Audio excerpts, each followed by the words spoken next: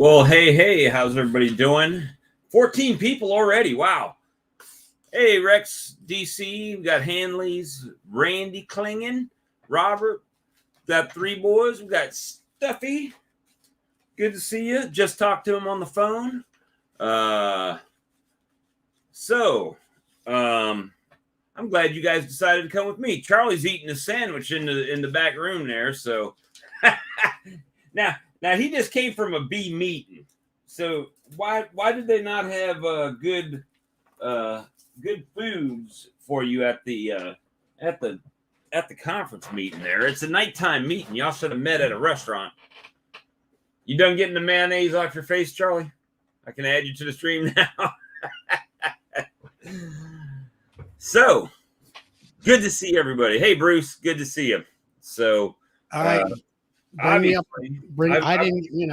got part of it at the meeting, trying to listen to the meeting, taking care of the meeting.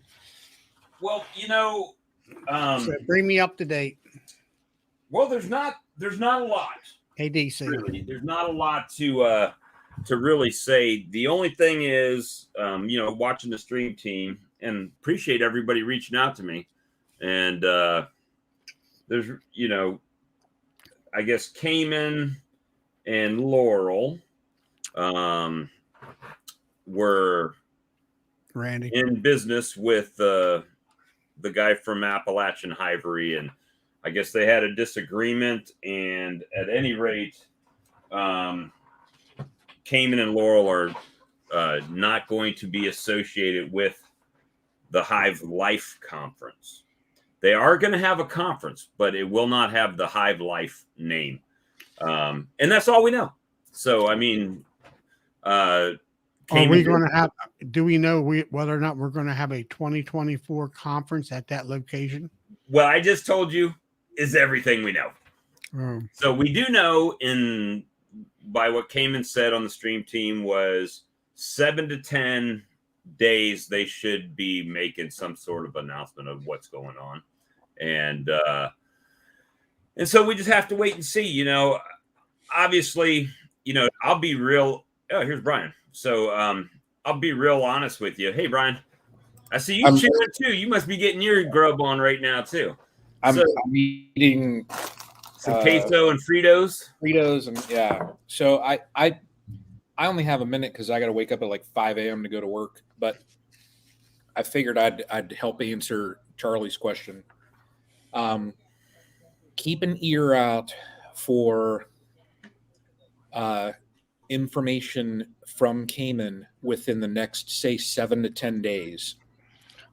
I don't know what avenue will he use, his live show, probably his channel, or what about the Hive Life convention website?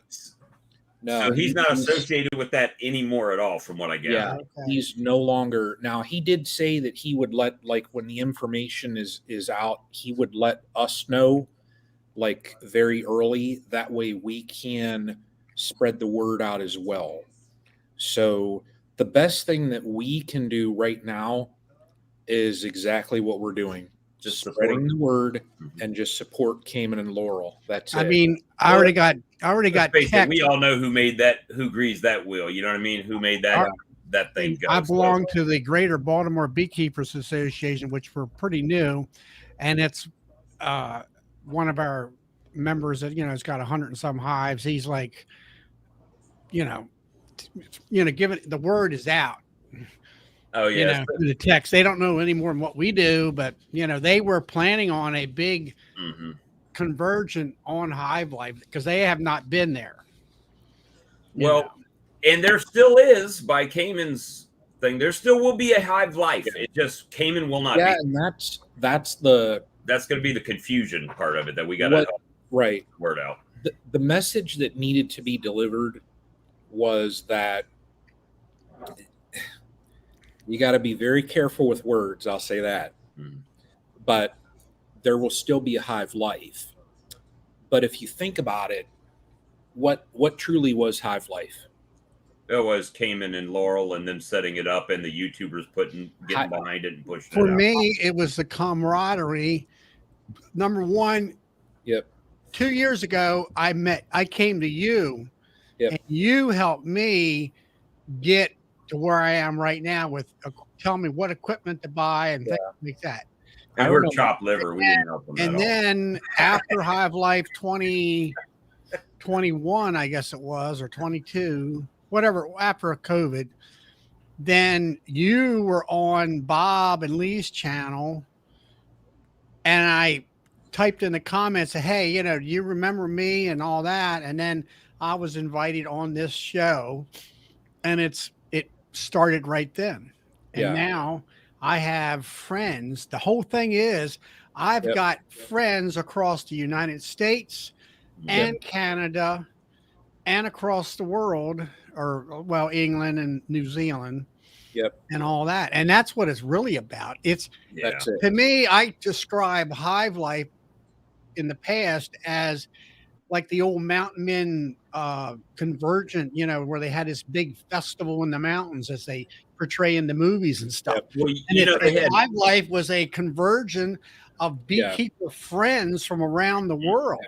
At Hive Life, they had Thursday night designated as the meet and greet, but for me, meet and greet was all of the days. That I didn't go to not one lecture because most of those guys I'd already heard their lecture, you know, or spoke with them personally. So, I mean, Cayman, I think, first of all, this is my opinion.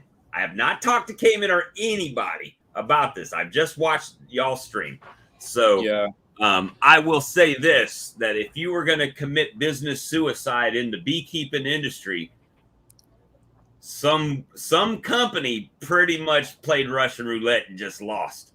He may not, you know, become a bunch of scabs. I didn't even know who Appalachian Hivery was until Cayman said, you know, so now it's a shame, but you know exactly what happens.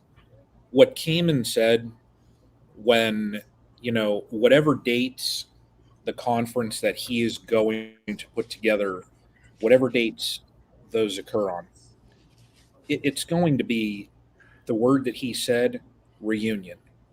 Oh yeah, and that's going to be it. Absolutely. You know, Charlie, like you said, I mean, you look at the, you know, you look at the friendships that have. I mean, just look down the sidebar here. You got Brian out there in Colorado, and you got DC, and you got Dan Weaver up in Pennsylvania there, and you got Phil over in RT in Texas. Have we ever met?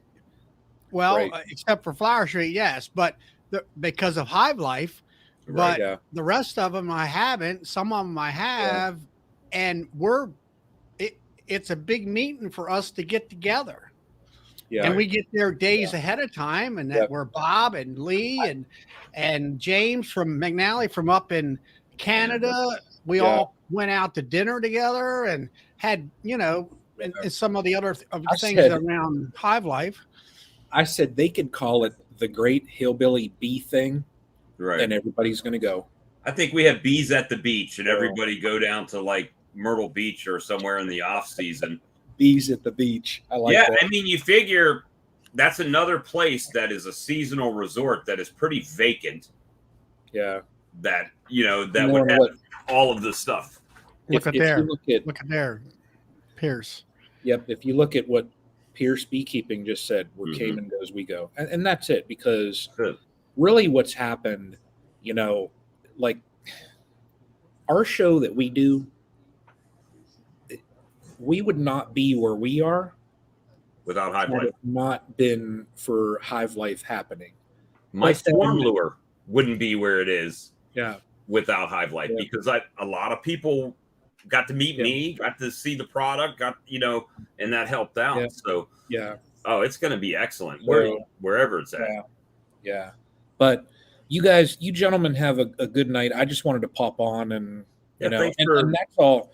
That's as far as info that I know. It's just like it's like Cajun there.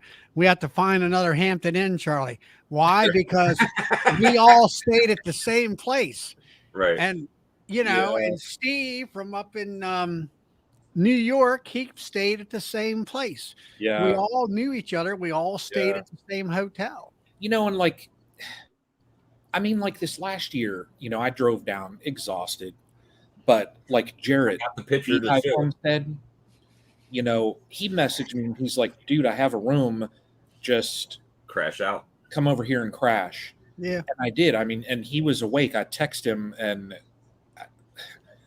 Lord only knows how he, was able to just wake up like that. Actually, I'll be able to see him in October. And I stayed like an hour and then took off, and but it's those type of friendships though. I mean, like, I went when I was working down in Virginia and drove over to his place, and he opened up his home, and I ate a meal at his table, and I would not have moments like that had it not been for what Cayman has put together. And Greg swung by here on the way back from Florida, just even if it was for, I think it's 20 minutes or so, he was on the way home. He's like, hey, I just wanted to stop in. We were coming by. You were real close. So, and that's the thing. I'm not going to speculate on anything that's going on with it. We're just going to talk about the facts that we know, right? And all we know is what we just said. And when Cayman puts it out, in hopefully 7 to 10 days, we'll know what's happening and where we're going, where the vacation is this year. That's it. Yeah, that's. I mean, Hive Life is my vacation.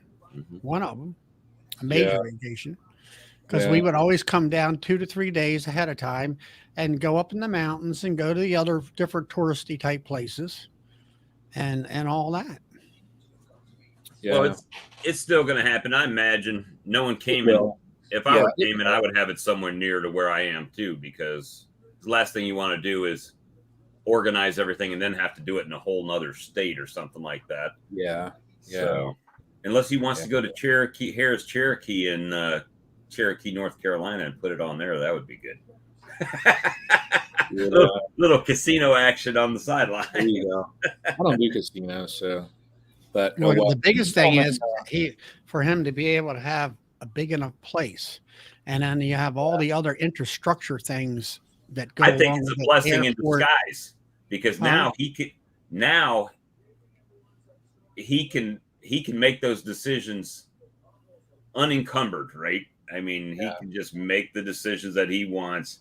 If we need a bigger spot, then he puts it at a bigger spot if he can, and I think it's going to be. I think it'll be good. Yeah, it'll be good. You gentlemen have a good night, and I'm going to eat some more Fritos, and then I'm going to crash. So, 5 a.m. will come early tomorrow. Yep. All right. So we'll catch you later, Brian. Thanks. All right, Brian. Have a good evening. Yep. Yeah. I'll see you guys. So that was good to have Brian come on. It's I think it's going to be bigger and better. Is it going to? I think just from the dealings I've had with Cayman, I think they've already got a pretty good idea of what's happening, because I don't believe in my heart of hearts Cayman would have even come on the stream team to announce anything right now if he didn't already have something moving. I could be totally wrong. I don't know that, but I think that that's the case, and we'll see how it plays out in the next 7 to 10 days. But I was getting messages and calls and everything. I'm like, yeah, maybe I just need to do a live and say what I need to, put it out there for you guys and, see what's going on. So how was your meeting tonight, Charlie? It was all right. We discussed, mite treatments and the different types of treatments and that kind of thing. You know what? That's why I don't go to a Bee Club meeting. I bet you out of 12 months, 8 months, you talk about mite treatments. No, it's just this time of year. There's certain things that we do. Well, we were talking about mite treatments in the spring. Well, what are we going to do before the honey flow? Oh, we're going to put on mite treatments. And then it's like, oh, what's your fall mite treatment? And then the 3 months in between is like, well, when am I putting supers on? How much honey am I extracting? How do you deal with the wax? And then, oh, we're treating for mites again. So it's like. But you have a lot of, we had 60 people Well, actually, Oh, that's 59. good. We had 59 new students at the college this year. Well, Now, that's a good thing. maybe half of them might start beekeeping. I'm not sure, but you have that new influx of brand new beekeepers that you have to. For us, it's the same old song and dance. For them, it's completely brand new. It's completely confusing, Right. and you have to deal with that. Now, next month we have our summer picnic. We'll have pit beef, pit turkey, pit ham, and a bunch of different things, fixins and all. Hey, Spanky, if you're still on here, I had seen you pop in there, but Brian was talking. I didn't want to add anybody in. So if you want to click the link and come back in, then yeah, the chance. Hey, Brad, the chances of me ever being invited to be a speaker anywhere is probably slim and none, and Slim done went back to Texas. Just saying. I'm usually.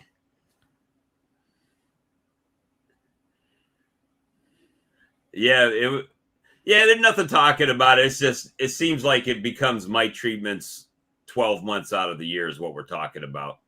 And I like to take a break from talking about mites sometimes. Yeah.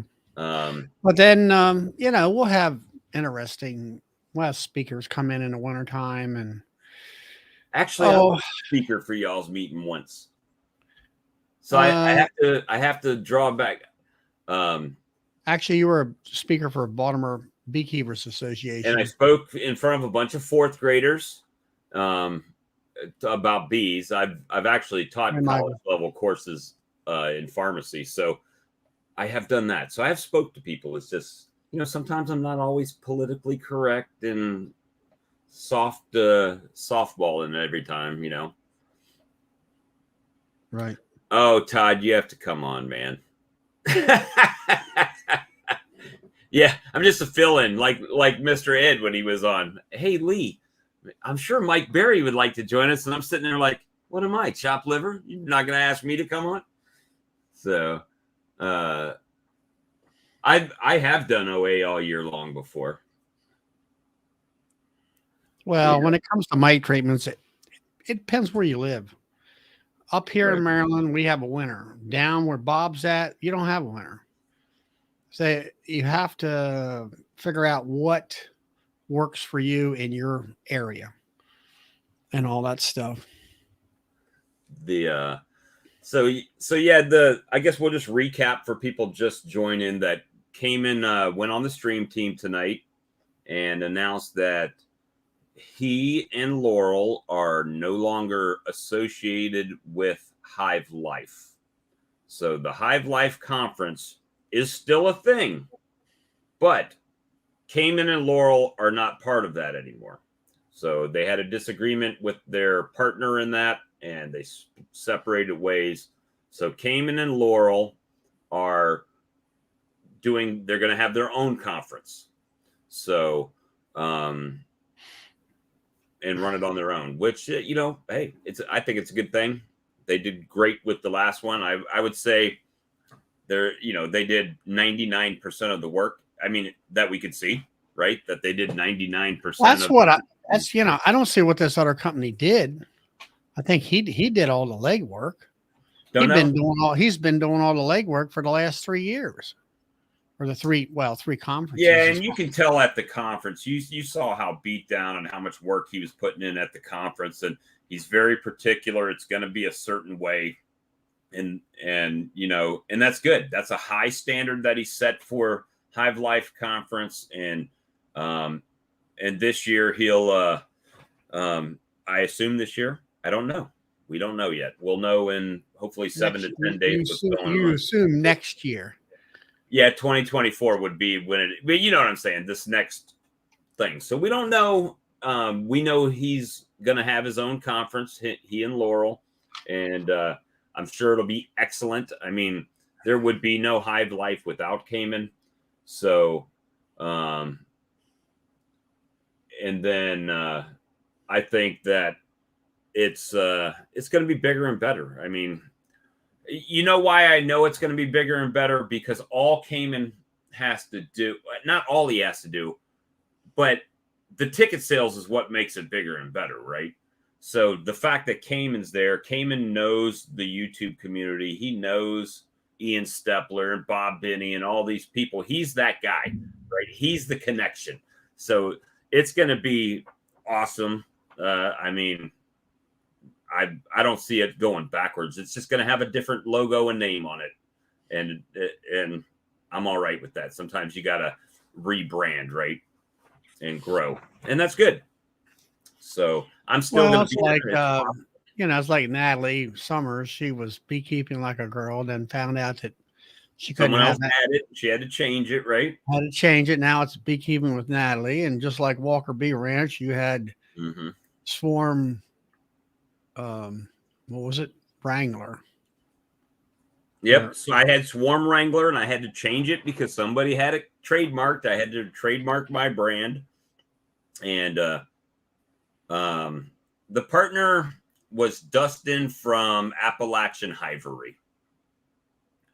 So it'll be a I think it'll be a good thing in the long run. Moving forward, I think I saw somebody say in the other chat that it was better to have it now than after 10 years. Like Pierce. I think you're gonna find a lot of that. And that's the thing, heck, without Hive Life and being able to go there and network with some beekeeping supply companies and show them my swarm lure, I wouldn't have had as good a year with the swarm lure brand as I've had this year. The channel helps, but the channel is, I mean, a small spot of it, right? Night, Morgan. And so the that wouldn't have even been possible. But I think that it's gonna be bigger and better because people, are committed. You can look at Cayman's live streams. Cayman's live streams 300 something people at a time for the whole time he's on, So it just goes that way. I mean, ours typically, we've got 63 people watching right now. And, we pretty much have a dedicated following too.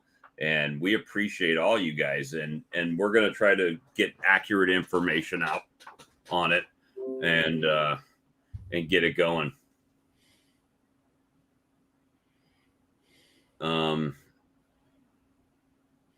And, I think it'll be good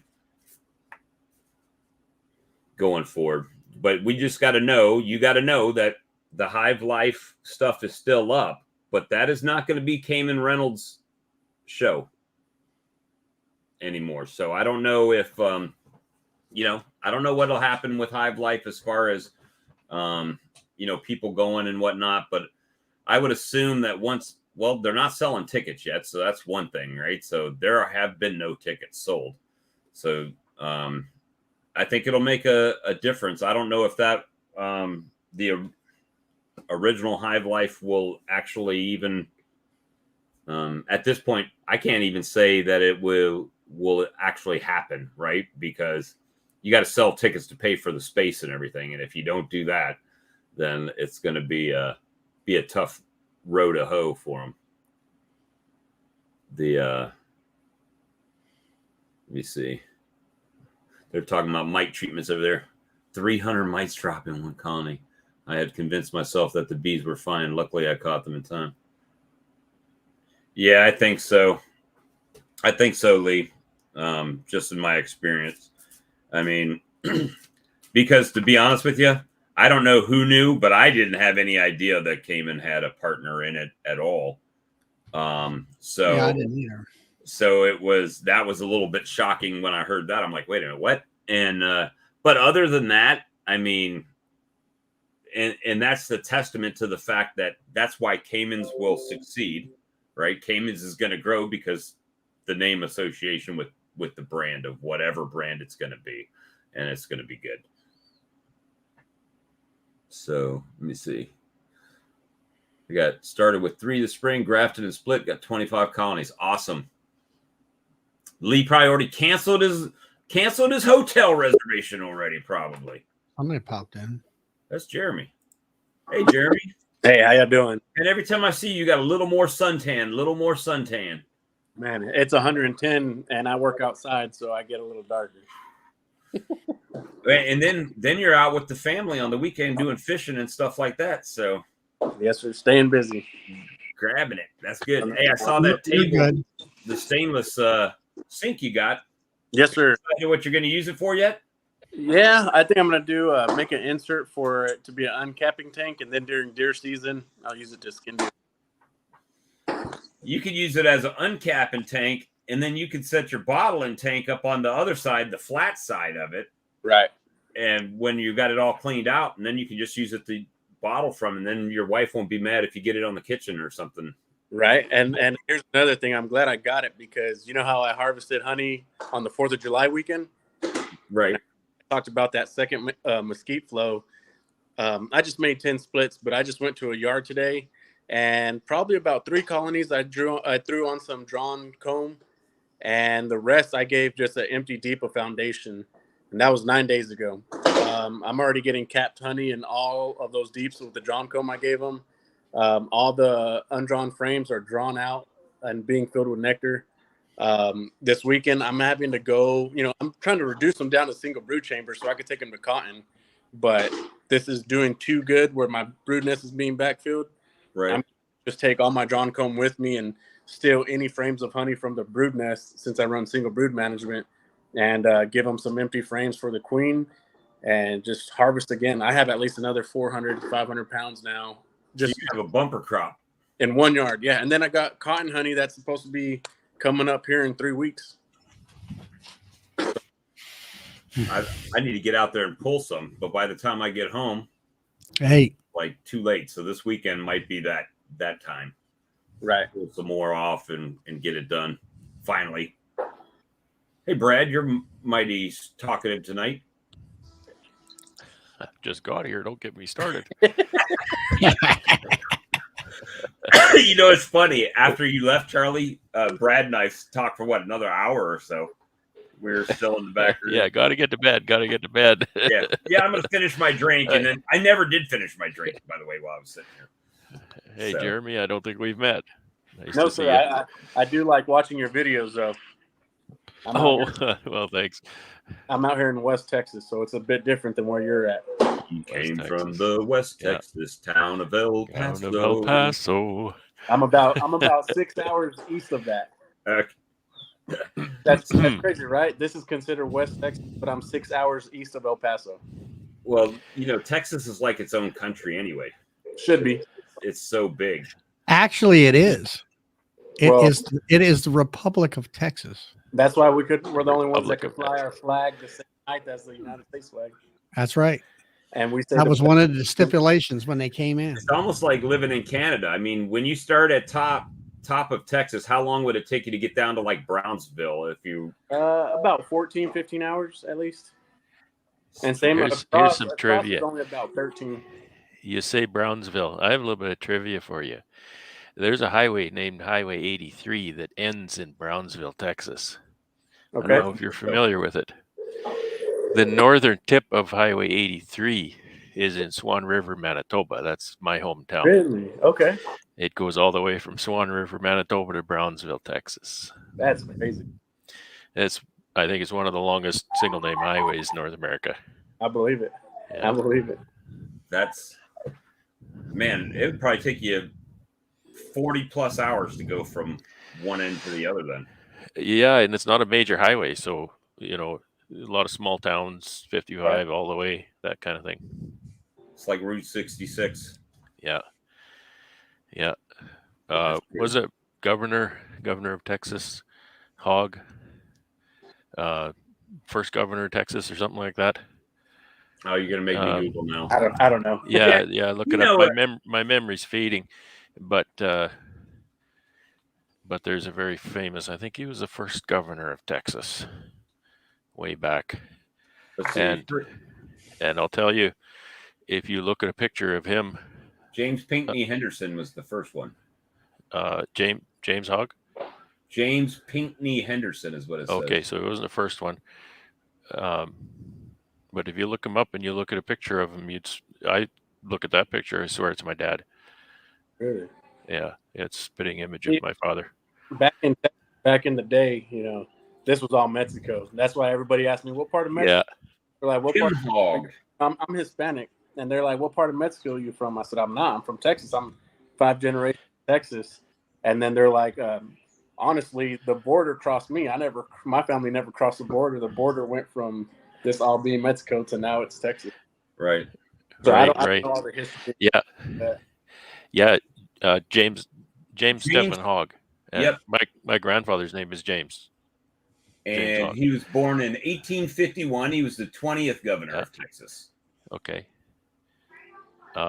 He does. So man, there's there some is a weird resemblance. history there because the resemblance, the name, and there's no relation that I can find in history. They probably ran you out of the state and you had to cross the border to get away from them. No, I don't know. He said, "Damn, family Texas is from- hot. I'm moving north." My family's from Scotland, not from Texas for sure. There you go. There's your Yeah. great.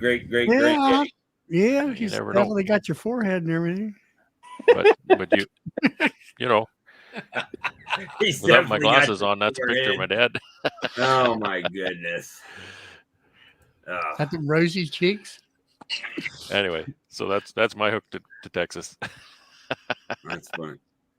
Brownsville is way down there. Yep, it's Way like down. the southernmost town in the United States, right? Brownsville. yes. Yeah. And I'm actually from almost the very top of Texas. About 45 minutes north of Amarillo is where I'm born and raised at, in Dumas, Texas, a good old town of nowhere. Is that where the panhandle is? Or? Yeah. So I was about 45 minutes from Oklahoma, an hour from New Mexico, 2 hours from Colorado, 2 hours from Kansas. So See, every time you say something about Texas, it's like I come up with a song. They had the Kentucky Headhunters. Let's all go down to Dumas Walkers. See, Well, about 10 miles south of me, we have a little creek that we cross on the highway. It's Dumas Creek. Dumas Creek. Yeah. We call it Dumbass Creek, but Dumbass Creek. that's what I say. I'm from Dumbass, Texas. That's cool. Only been to Texas once, and I only got as far as Dallas, so I wasn't very far in. Right. I'm about 4.5 hours west of Dallas. Dan says Greyhound bus line still delivers to Dumas. That's crazy. I didn't even know. Is that still a thing? I guess they do still have. I think it's Greyways now, right? Isn't it like Trailways? I don't know. They just had a Greyhound bus roll or something other and killed a bunch of folks. Yeah. Hit another truck or something. Dumas, Texas, where all the trees lean to the north. There is no trees. There is no trees. They just burn out at the ground. That's a lie. There's no trees. So I was pilfering zombies again today, pulling them out, make some robbing them out. nukes. Yeah, you betcha. They're still giving. The zombies that won't stop giving. So they're what 4-year-old queens? No. Some of them are only a year old, but they're not any good. They're just kind of, stagnant. Yeah, they're just enough to keep 1 or 2 frames of bees in there. Well, they didn't do anything in the spring, and by the time it was time to actually, maybe they'd freaking grow if you quit robbing them. Just quit saying. robbing them. Do you think? She's probably like the queen's in there. You son of a bitch! Yeah, this colony's You're not growing growing. for these eggs, and now you're robbing them from me. I take a frame of capped brood out of this colony every 10 days, and it's not growing. I don't know what's going on. The dumbass beekeeper is what that is. My bees right now, they're still having 8 frames of solid brood. I just posted a couple videos right before I got on, but wow. I'm telling you, honey rainbow like no other, which I don't want because I want my single brood chamber to be just brood. So that's what that's what I'm doing this weekend is I'm gonna have to pull 2 or 3 frames of. So when you get the rainbow, you don't want the rainbow, is what you're saying? Not in single brood chamber. So what do? You move that up over a queen excluder into the honey box and. You can, but what I'm doing is making some good splits with a lot of the brood that have it, and then replacing that with drawn comb. So if anything, they'll have honey on the outer sides, and then the inside is just empty for her to lay. Queen excluder on top, drawn comb up above it. See what you can do when you have resources? Yeah, this You'd year. be like, Man, I'm thinking drawn about this drawn comb. Oh, here's a plastic Yeah. foundation. Well, I'm telling you, this year I've gotten every colony's drawn 2 or 3 deeps of drawn comb. Every colony. Wow. And Wow. just in 9 days, like I said, I threw another 20 deeps of empty foundations, and they're already drawn and being backfilled with nectar right now with our second mesquite bloom, which is a month late. Everything should be done. I should have been feeding to keep them going until cotton comes. And right now I'm going to have to harvest and then probably harvest again in 2 weeks to get them all empty, throw them on. I mean, I only have like 15 on cotton right now, but I need to move another 15 to 20 more this weekend. But I got to take all that honey off first before I even put them on cotton. So what you're saying is too much honey right now is a problem for you. Yes, and I don't have. That's a pretty unusual statement, right, from a beekeeper? Yeah, especially for West Texas. I mean, I don't have enough foundations even for them to work on, and of course I'm trying to save on my drawn comb. So this weekend I'm going to replace with drawn comb, but I'm also going to throw 1 or 2 brand new foundations in there for them to work on as well in the brood nest, because they're if I had enough tops and bottoms, I'd be splitting everything to 2 extra nooks off each one of them right now, which is what I did on several of them. I made 10 splits, and I need to make 30 more at least. Hey, Brian. See, that's my thing right now. Is my hive management's been terrible this time of year, because the dearth, I already know they're just not going to like me when I get out You there. can't go near those bees. That's your problem. I can. I just have to use a blowtorch or something when I go.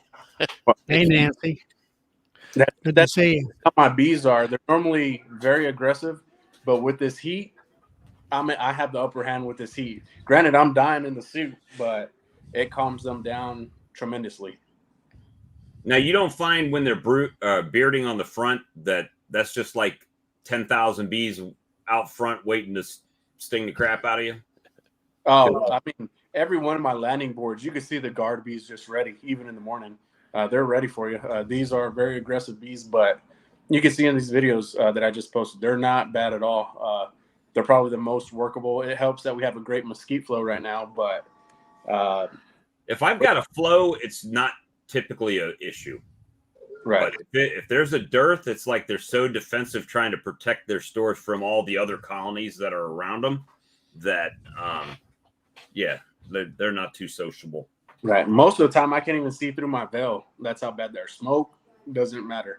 It kind of pisses them off more in the dearth, But luckily, we've been blessed. And I haven't fed since the first week of March, and I've been surprised because I bought everything for a feed pump and everything. It's still in the box. I don't see it in sight yet. I am feeding some on watermelons 2 hours away, but that's it. Now I had a guy tonight at the club meeting. He's pollinating a produce farm here, and he had hives on watermelon, and interesting tasting honey. It's real clear, and it's got sort of a zing to it. I don't know. It's like a peppermint, or I don't know how. I just tasted a little bit. I didn't really have enough chance to really sit there and think. Mesquite, if I remember correctly, you said it does crystallize really quickly. Oh yeah. I also bought a fridge and everything to make a warming cabinet, and I have some in stores that All you got to do is bottle it and set it out on a pallet in the yard, man. That's right. That's what I'm saying. All I did was that I made a round to all the stores, got their stuff that was starting to crystallize, gave them fresh stuff, set it in my truck for a couple hours. Bam, it's already ready, and it's good now. But I do want a warming cabinet to have my 5-gallon buckets. Granted, it's all in my garage, which gets 110 degrees there. So in my garage, they're fine. That is my warming cabinet right now. Until the fall. Until we get the summer, not summer phase of the year. The not summer phase. About November. Yeah. and it'll get like Canadian summer. Is that like the point? We had 78 Texas degrees. Winter is like Canadian summer. We had 78 degrees on New Year's Eve last year. So it was, pretty warm still. And then you start making some moves early, and then all of a sudden get the cold snap for us, in Brad's case, it'd be a warm snap. Well, it was a beautiful day here today. It was sunny, and I'm gonna say just above 70 F probably. Just gorgeous day. Worked outside all day. What's 110 degrees in Celsius? 100 is about 40. So it was 110 here. Actually, Yeah. not even the heat index. 110 F to Celsius is 43.3. Yes. Hey, 40. I guess 44, right? Yeah. It's not quite 2 to 1. Right. That's 44. Man, a hot day here is 36, 38 C with a humidex. Our hot humidexes might be 42 C. So it was hot when I was in Dallas that time. It was week before. It was the last week of June, and it was 100 and I think it was 105, 109 something. Very, very hot. But hey, you know how I know the weekend's coming, right? It's calling for rain. Rain. Yeah. Friday and Saturday, rain. I bought a little wax melter, a little solar wax melter. I've always been going to build one, but I never did. And then a guy had one on the for sale thing, and he wanted a reasonable price. So I said, you know what, I'm not going to build it for that. So I just bought it and got it home here today, set it up, threw a handful of wax in it. And by cracky, that stuff is melting in even just. If you use a piece of paper towel across that grate, it filters it great too. Yeah, I've been using mine here for the last 2 or 3 days, and I liked it. That was one I had bought a new pan piece for mine. of I'll say 1/4 inch hardware cloth as the screen, and this year, like Bob said, I went ahead and got just a piece of old common paper towel and laid it where it drips over the end, and it holds all that slum gum back, and then and the wax coming out of thing is just bright yellow. Yeah, and the wax it really filters it out great. The only problem is I had too much wax in the wax melter, and it was, I guess, the honey that was left in the wax, and it was filling up the water tank, the water plastic tub that I had, and it overflowed. But I got it out of there, and the bees were having a big time on that water that was had some honey in it. So I actually had some like telescoping covers, but they were solid. I turned them upside down and poured that water in there and put them on an angle so they could walk down to that and get a drink on that. And they were sucking it up all afternoon.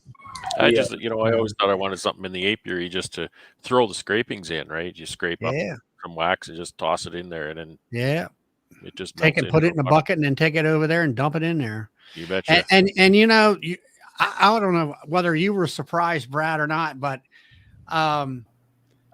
it's like solar wax melter. I'm like, why don't you just get something that's electrified, And a guy was building them out of our lumber. I said, well, build me one. And he did. And I put it in there. And like you say, if it's, 85, 90 bright sunny day, 4 or 5 hours, you can put it in there this morning, and by the evening, it's done. I'll easily have wax. If I throw wax on the cover or something like that, it'll melt on one day here.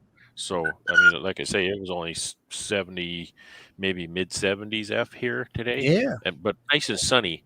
And that wax is melting. Well, I got a plexiglass cover on, lid, and that you keep that thing closed, and that heat builds up there about 100 and some degrees probably. I think inside. That's one of my favorite pieces of equipment, that solar wax melter I bought from Lyson. Yeah. Just set it right on the ground, throw my stuff in there. And even if there's a little bit of honey left in it, it will melt and the honey will get in the wax. But then I take it out and just rinse it off with water, dry the wax, put it right back in the solar melter, run it back through, and done. No cleaning really, other than scraping that tray in the evening. Todd, how are you, sir? So I've got one pan like this that's full up to the top with wax in my melter. Now it's done. I just need to pull it out and put the new Does pan. it come out of that pan okay? Yeah, so the wax usually shrinks down after I bring it inside and it cools down a little bit, shrink, and then I can just flip it over to a big gold bar when I'm done. Now the problem is this damn gold bar doesn't fit in my crock pot that I use to roll the stuff down. So I have to kind of mess with it a little bit. But so you don't, I mean, I have just a plastic, some type of little tub, and I put about an inch worth of water in there and let it float on top of the water. Yeah, I think that'd be a good idea.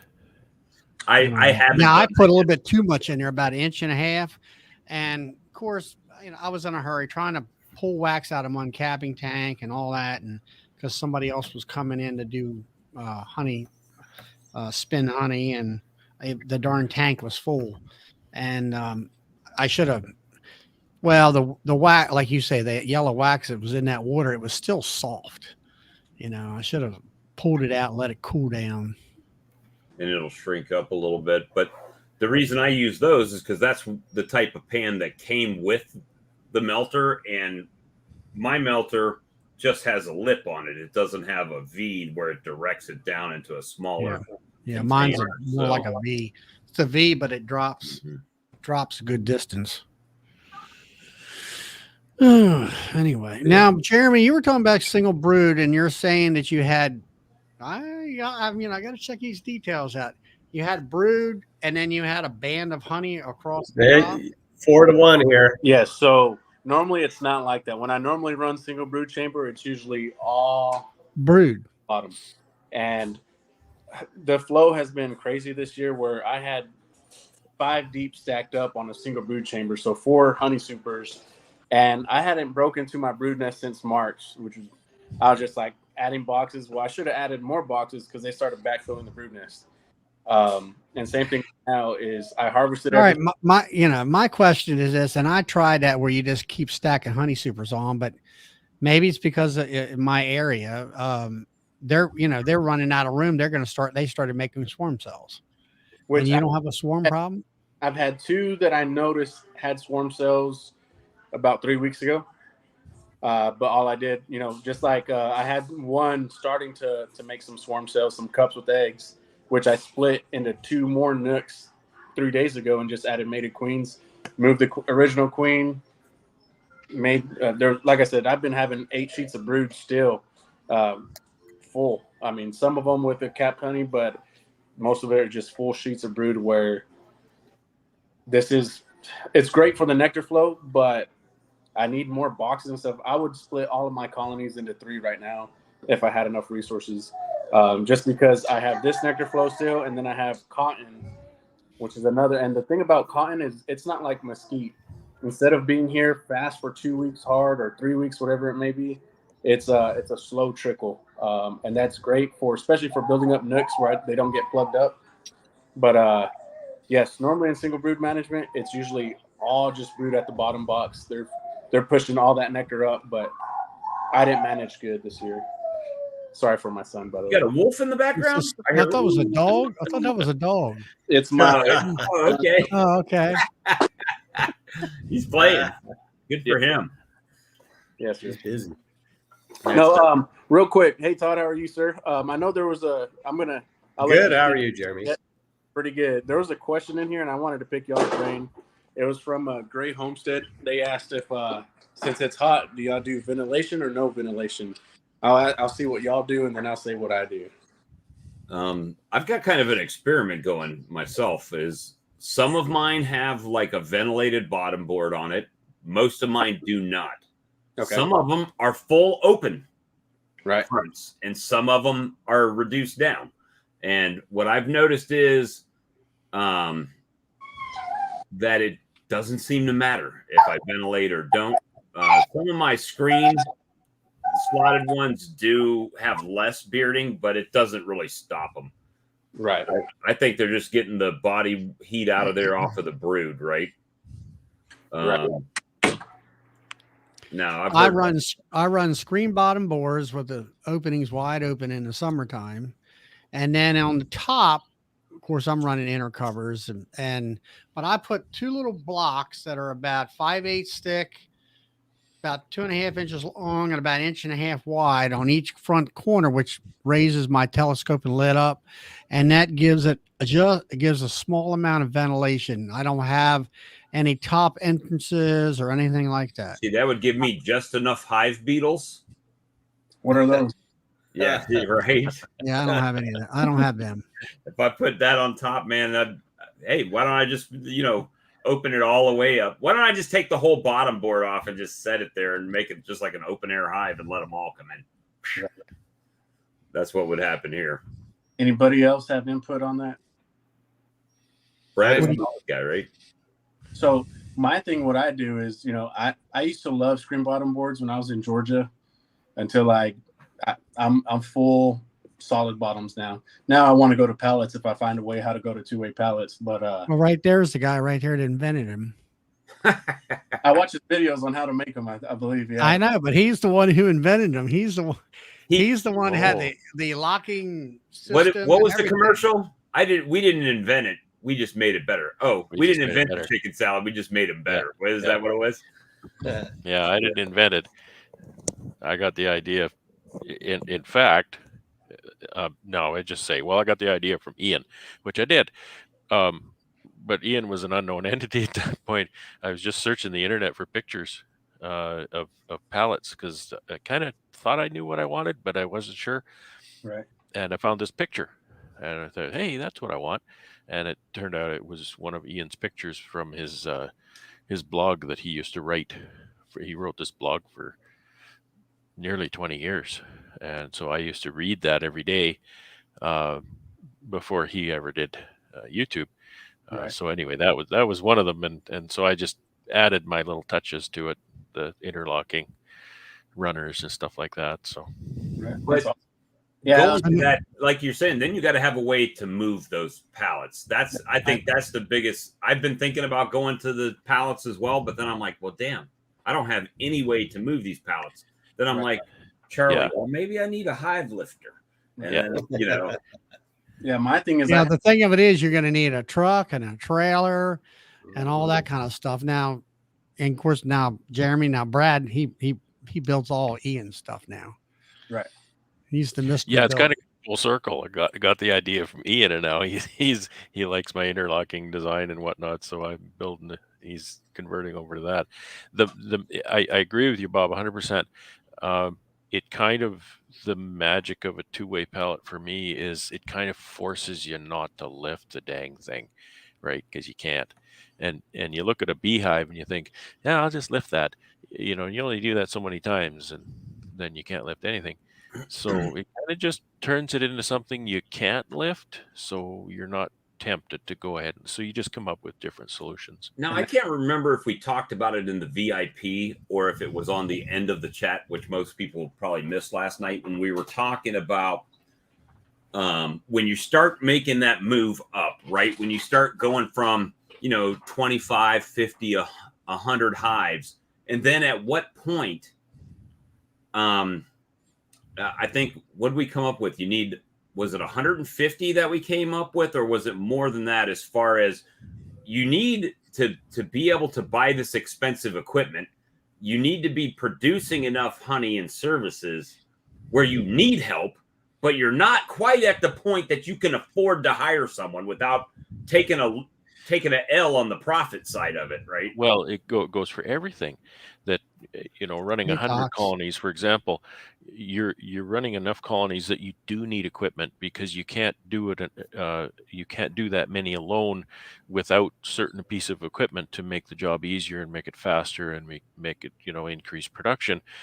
But when you only have something like 100 colonies, you don't make enough money to really be able to afford to buy a lot of that equipment. So then you have to scale up. And what I realized was I can't really make that kind of money without hiring people, and I don't want to hire people. So that's just where it ends. So I'll only ever run 150 colonies or 175 colonies in my operation for the rest of my life because I'm not hiring people.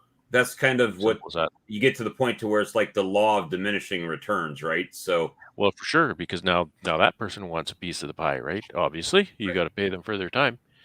and then you train them up, and then they go start their own operation, and then you got to hire somebody else and train and them they up. compete with you, and they compete with you. Well, I mean, you look at if it's a piece of machinery, it's like we have an automatic saw that cuts up the firewood. Well, people say, well, is it automatic? I said, yes, it's automatic, but it's semi. You have to sit there and you have to manage it. But it's like having a half of a guy, about a half of another hired man there. You can throw your stuff in there while it's sawing. You can be down unloading your lumber onto a pile or something. So it's an extra third hand. Now, what I could do is I could take all of my hive stands down and put my yard here on pallets because they're not going to be moved, right? And I could move my hive stands to my out yard, and then that way I can treat my out yard and don't have to move any equipment. And then here, since I'm not moving those bees, I don't have to really move them. The problem would become, I guess, if I ever decided to move a colony from my yard to the out yard, well, then I have to have a bottom board to slap it on to put it over there. That's my problem is, I have 7 yards right now, all within 15, 20 minutes away each direction. I have bees on melons 2 hours away.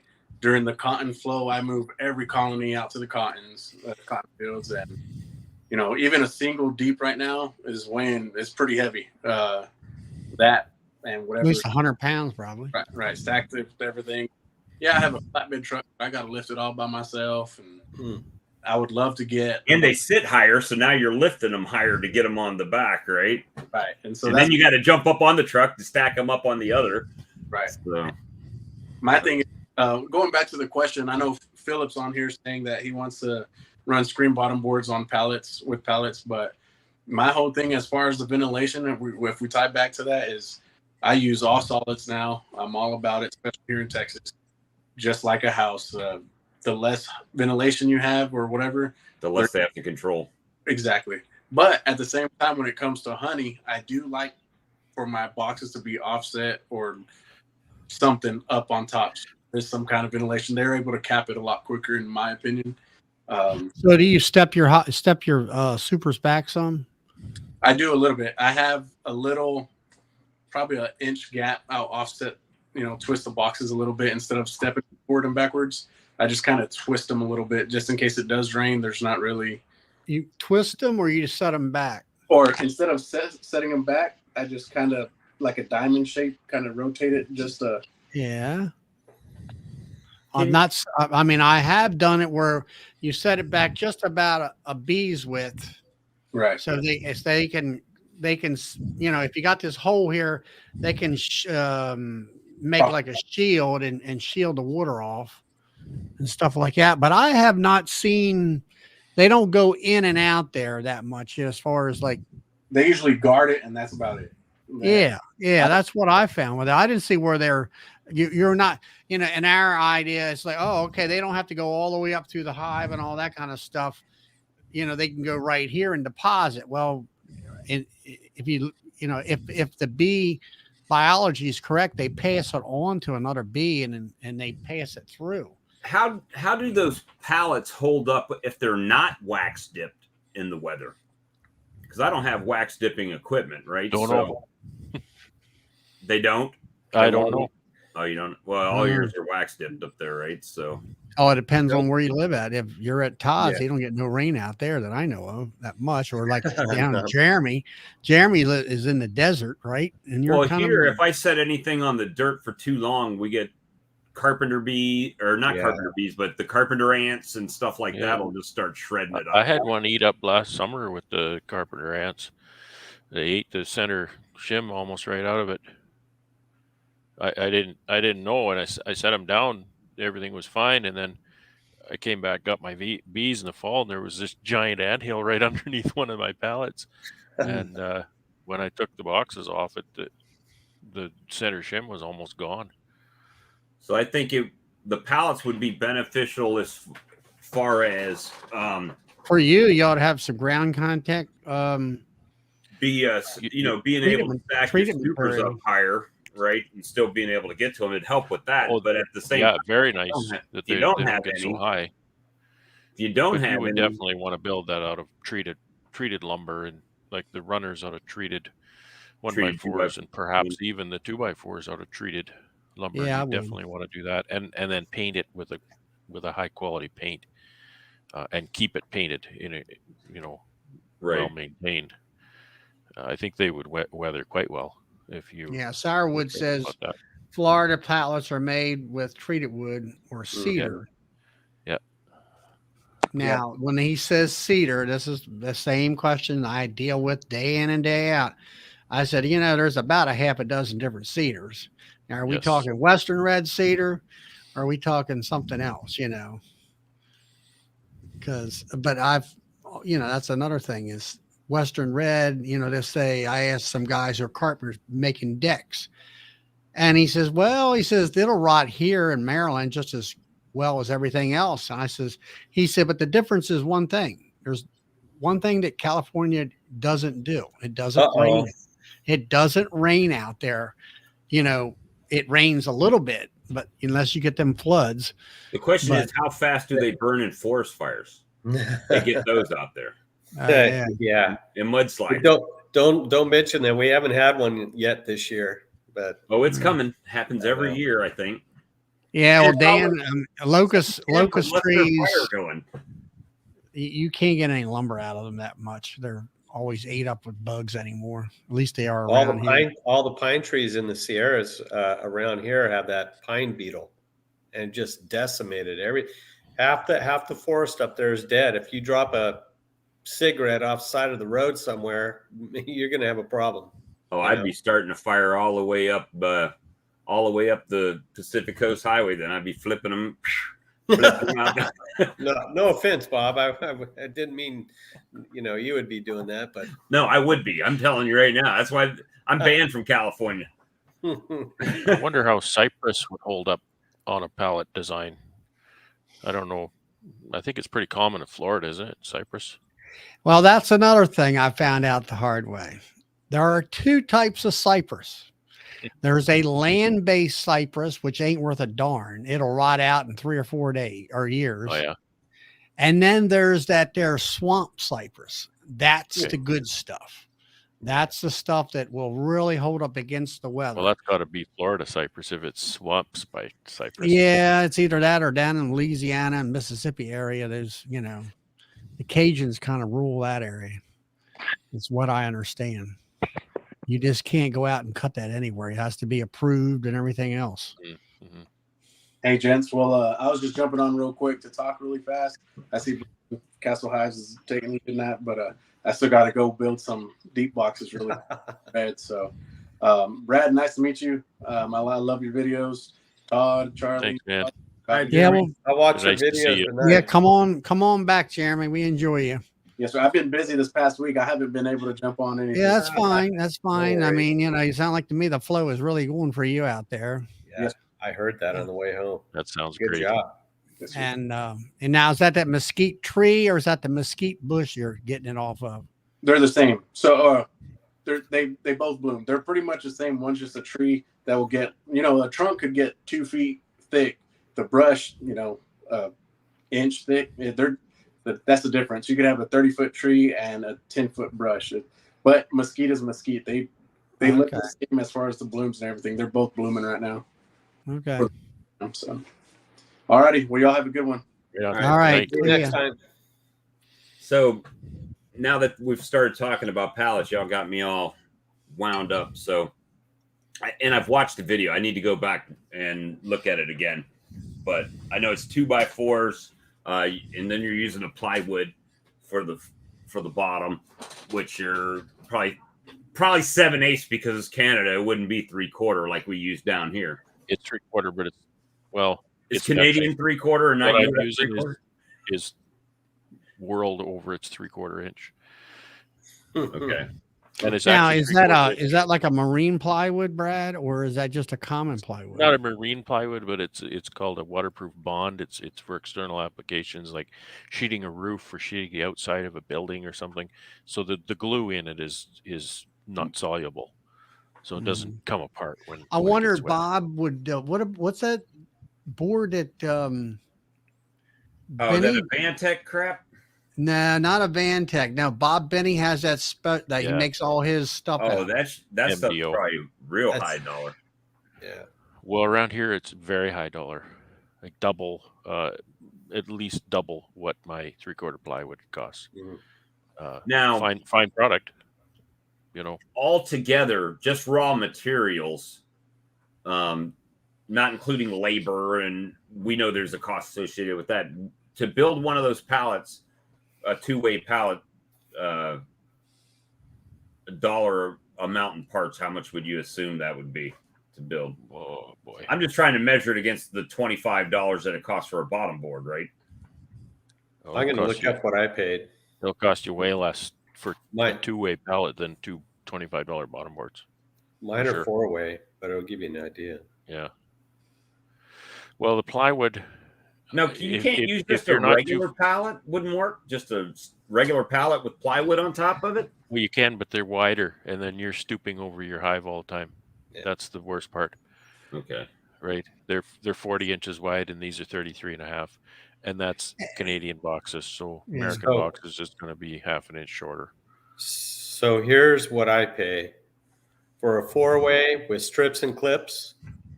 And they break it down by price or by quantity. So 1 to 20 is $27.30 a pallet. And again, these are 4-ways. And then if you want That's it cheap. dipped, it's $6. So you're looking at $33 for a pallet. If That's- you want to order 100, That's- it's $25. That's a great price. That's Yeah. unbelievable. Oh, let me look. This is the Now, latest. the thing of it is, I Shipping mean, from I know, California, $1 million added to the price. Yeah. yeah. I'll give you before you go on, Charlie. I'll give you a price on what I get my boxes. So I get my boxes assembled and dipped for $16.95. Holy smokes!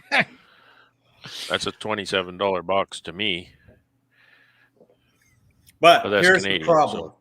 Here's the problem. I think I have a different definition of dipped than they do. My definition goes more towards the cooking side of wood. Mhm. I think their dipping goes, let's just get it wet for a little bit and take it Mm. out. Yeah, that won't do. So It's I have to- it's surface dipped instead of cooked to where it's going into the cells and Yeah, stuff. that's pointless. and yeah, it gives me a tiny bit of protection, but not longevity. And if they charge me $265 a box to do that, I'm gonna have a talk with the guys out there and say, look, this is what you need to do.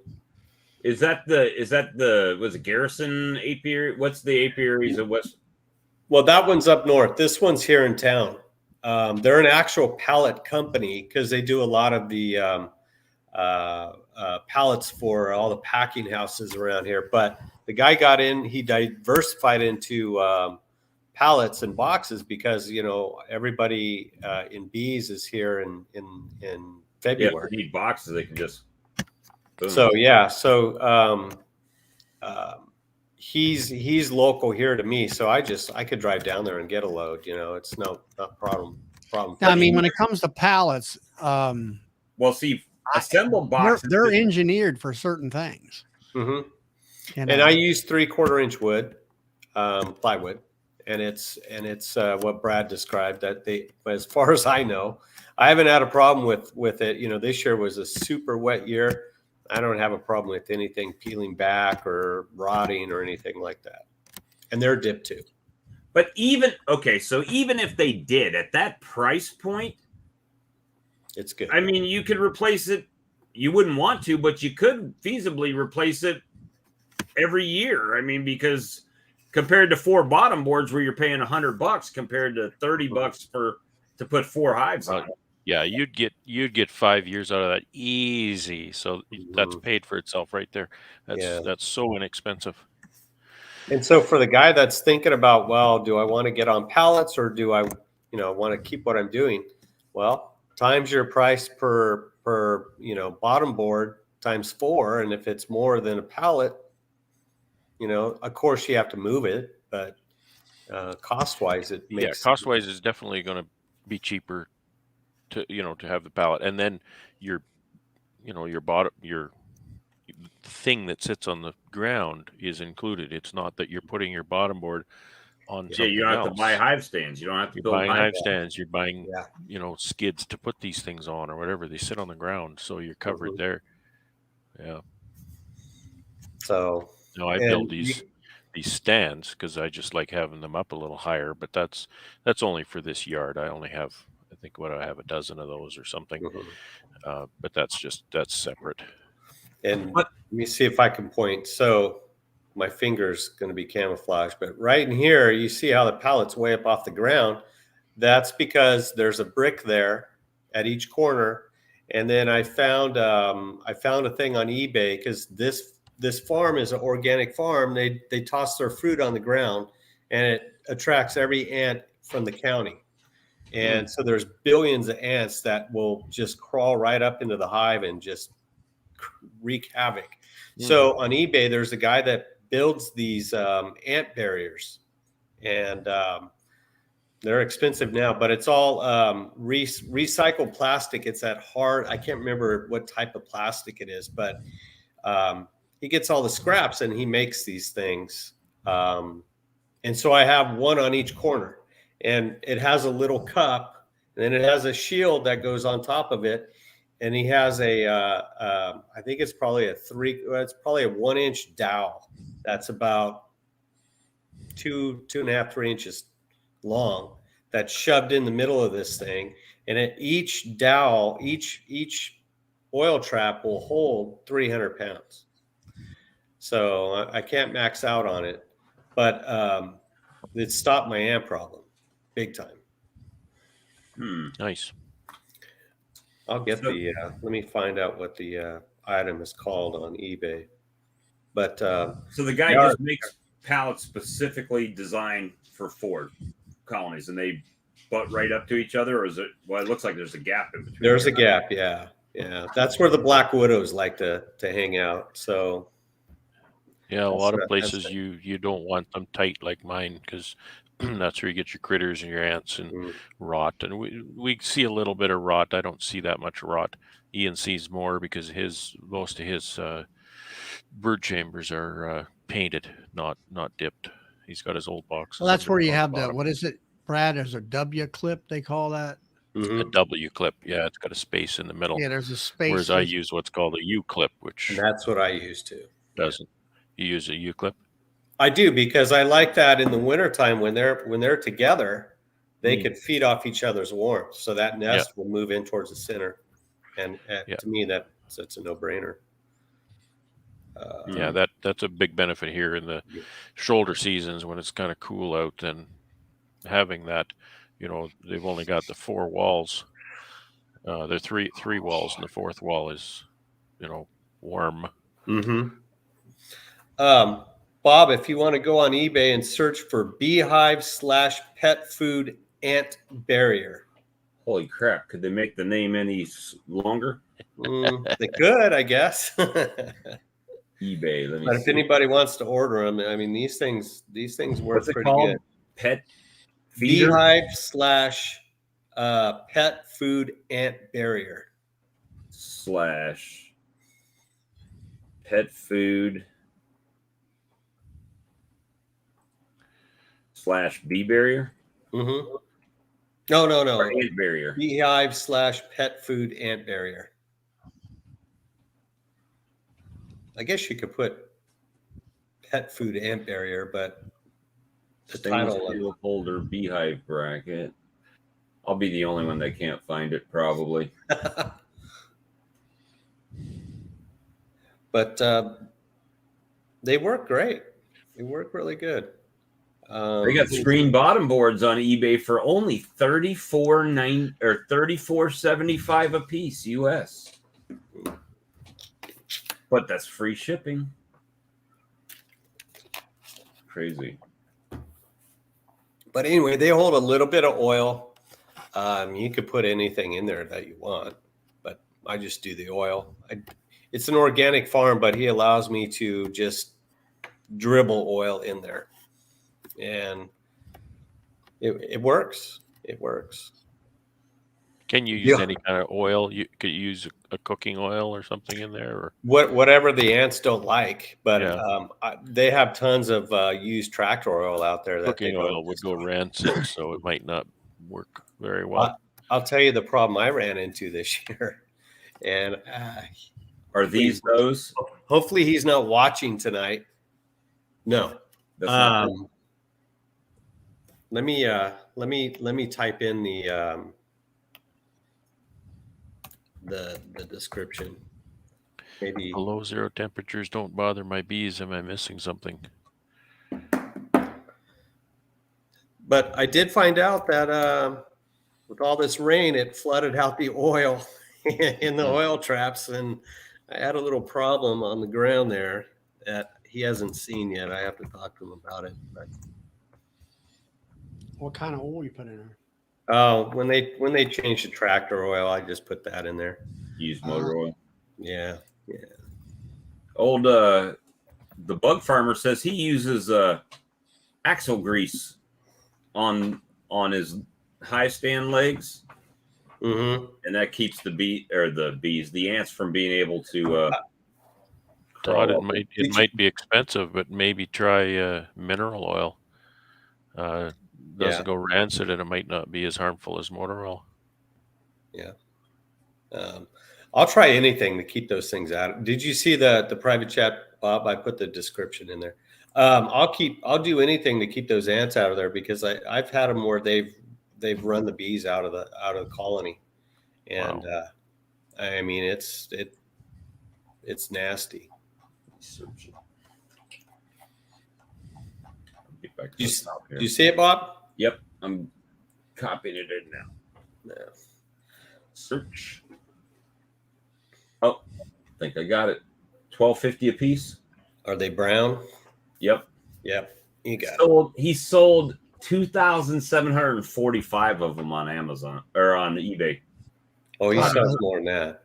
That's probably a 4-pack too, because they come in. I think set of 4. Yep. Yeah, a set of 4. Here but I used to get them for half of that, like 2 years. A round top and a square bottom.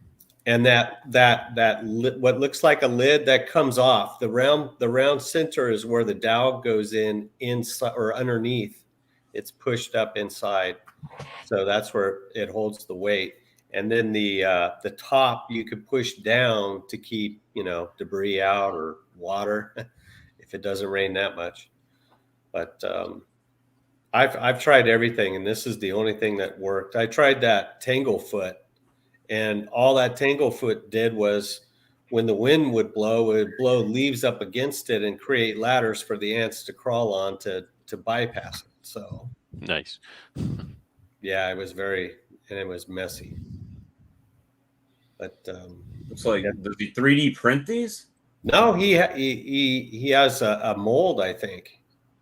And this guy's very nice.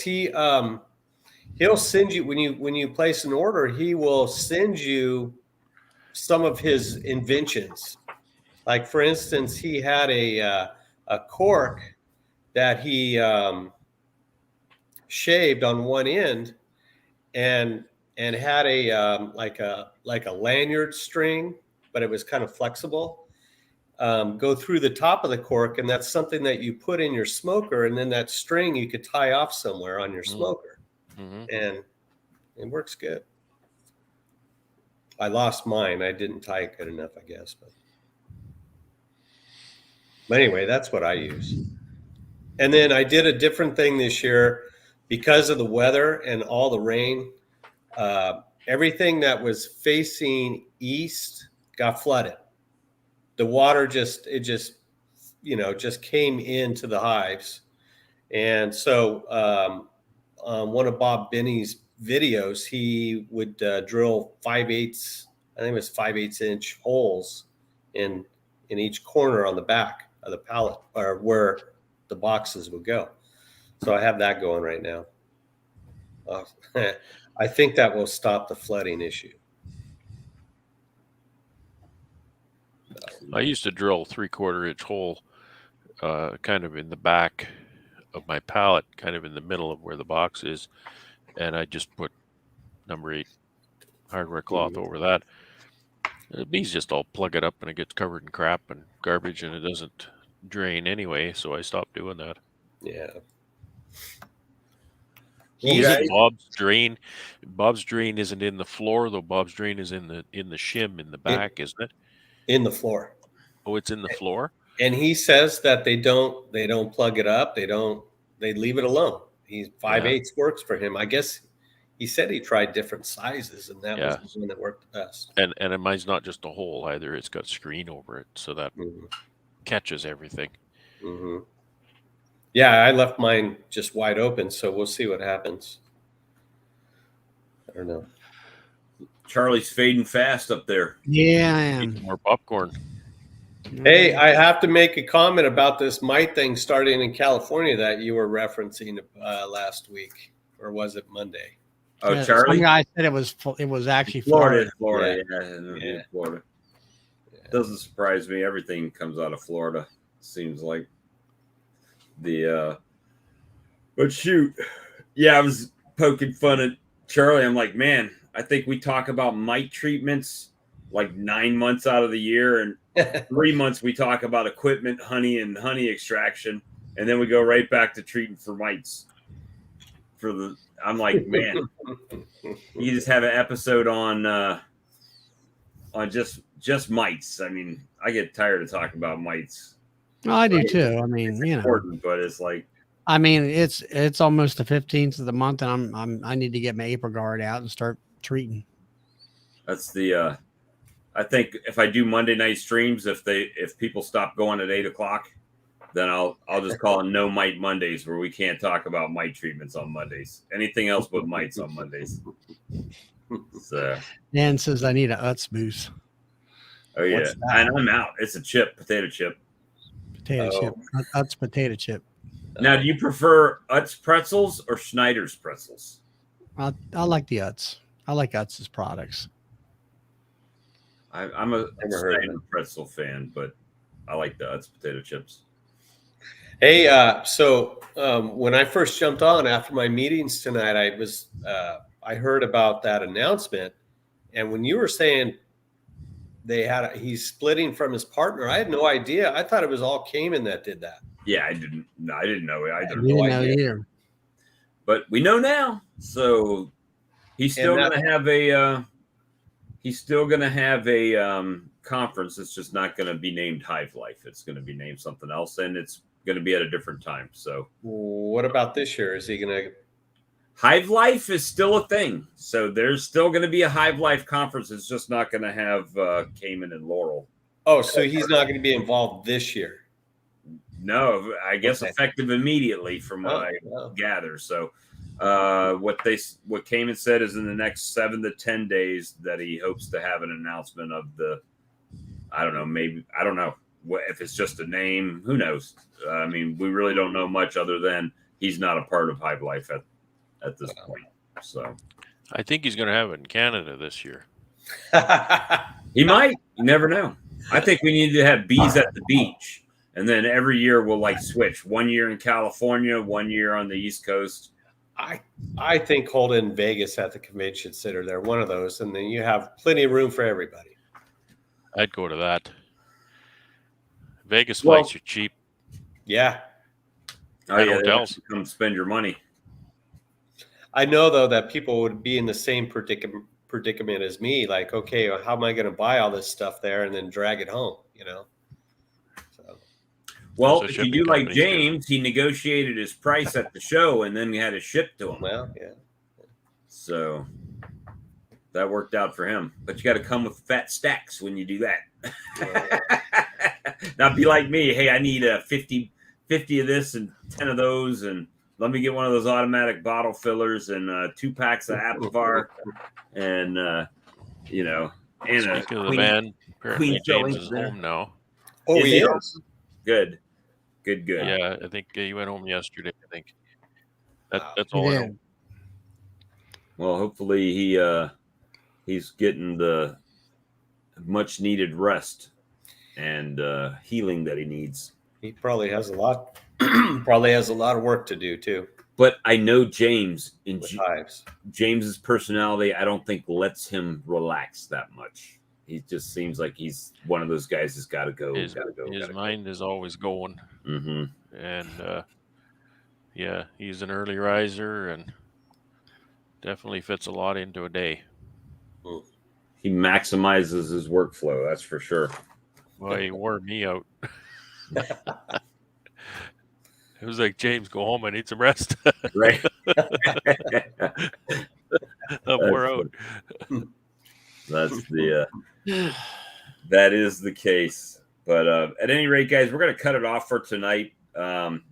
This was obviously not planned. I saw that the stream team finished kind of early, and I was starting to get a bunch of texts about, hey, you going live? You going to go live? You going to go live? You going to talk about this? And I'm like, okay, well, yeah, I guess I'll go live. So Spanky is probably not watching. He popped in, but he popped in right after Brian popped in, and Brian was talking. So I was going to add Spanky in, but I didn't add him like right in. And then he went off and I haven't seen him through. So he might be mad at me. Who knows? But, you know, sometimes the message has to get out, and least distractions, you know, that are happening, the better, I guess, at the time. So I'll call him tomorrow and make it all better, I think. But at any rate, guys, we appreciate you. One day I'll get y'all to drop all them big notes y'all drop over on the Stream Team and all these other ones. I mean, hundreds of dollars were flowing into Stream Team. And I was like, oh my gosh, what's going on over here? You know, oh, I need to start a Stream Team. I know, right? I mean, and the same people that are watching the Stream Team, I watch in our chat, and it's like some of these guys are actually come in and participate, and this helps build their channel up. And crickets. There's no super chats, no, hey, here's $1, you know, nothing. I'm like, oh my gosh, what am I doing wrong? I need to go to talking about me. I need to go to YouTube school or something, you know, to learn this. But you got to become the lighthouse. Maybe I'm not the lighthouse. That might be the problem. You're not the lighthouse, Bob. But anyway, guys, everybody have a good evening. We're going to end the broadcast, and we'll see y'all on the next stream. See you guys later. Night, everybody. Later.